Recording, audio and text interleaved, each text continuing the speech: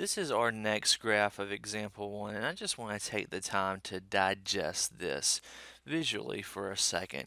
And remember, just like we read a sentence from left to right, we read a graph from left to right. I'm going to start at my left and sort of trace it. I usually do this with my finger, but you can see my pen. And when we start off, we can see that we're in our x values, we're going to negative infinity, and our y values are going to negative infinity as well. Y values are going down, and the x values are going to the left as well. We're going down and to the left.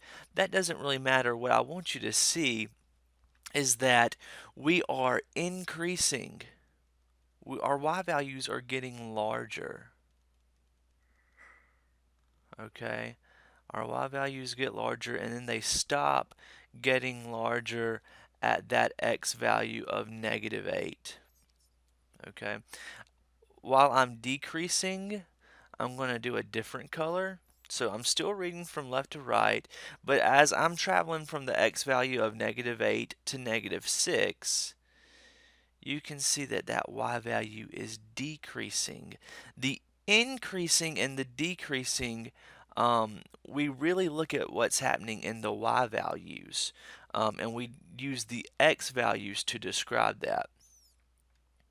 So I'm decreasing, my y values are getting smaller from negative 8 to negative 6.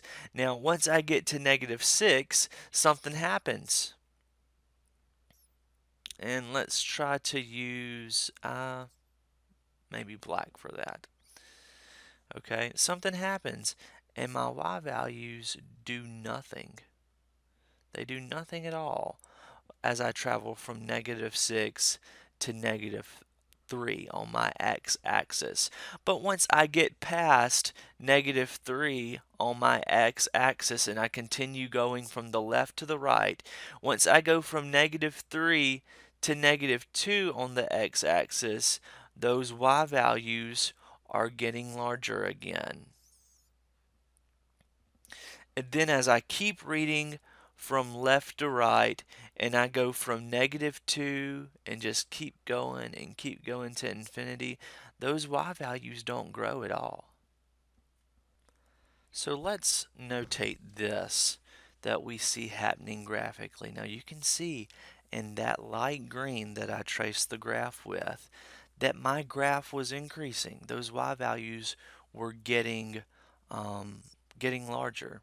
I went from negative infinity down at the bottom because that's where y was headed. From negative infinity to a y value of positive 2, so it was getting larger. And I'm going to use x values to notate that. So we started off with an x value from negative infinity because it was going down and to the right. And then from negative infinity to 2, we were increasing. Now, once we went past 2, we did stop increasing. We started decreasing, and then we have that spell that we were constant. But then, once we got to the x value of negative 3, we started increasing again. Right here at negative 3, we started increasing, and we stopped increasing at that x value of negative 2. So I need to write that I was increasing there as well. And from negative 3 to negative 2. Now decreasing, that would be when our y values from left to right were larger and then got smaller, and you can see that labeled here in the pink. That when we were at an x value of negative 8, we had a y value of 2. And as we went to our right, because we read from left to right, as we went to our right to negative 6, that y value decreased. That y value got smaller. That y value went from 2 to negative 2. And there's only that one spot that we decreased at. So we label that using our x value of negative 8 to -6. So we've described increasing, we've described our decreasing, and then we have two spots where our y values did not grow at all, and that would be from the x value of -6 to the x value of -3, and then from the x value of -2 to infinity. In our third graph of example 1, I'm going to start off just like I did in the last example and read this thing from left to right, sort of digest it visually. See, we have graph from the x value of -4 to +4. Okay, so I'm going to start off reading this thing from left to right. And you can see when I start at -4 right here, we have a y value of, and let me just get that to where you can read it. We have a y value of 5. Then we come over here to an x value of 1 and have a y value of 1. And then at our x value of 3, we have a y value of 2. And at our x value of 5, we have a y value of 2. So let's sort of trace this thing out like we did last time. As we go from that x value of -4 to +1, our y values are decreasing from 5 to 1. And then as we go from the x value of 1 to the x value of 3, our y values are increasing from 1 to 2.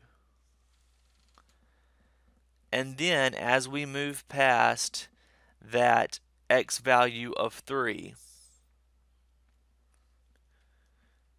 and go to 5, our y value doesn't move at all.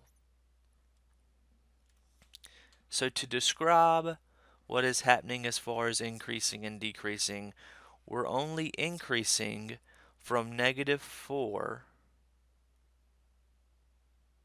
excuse me,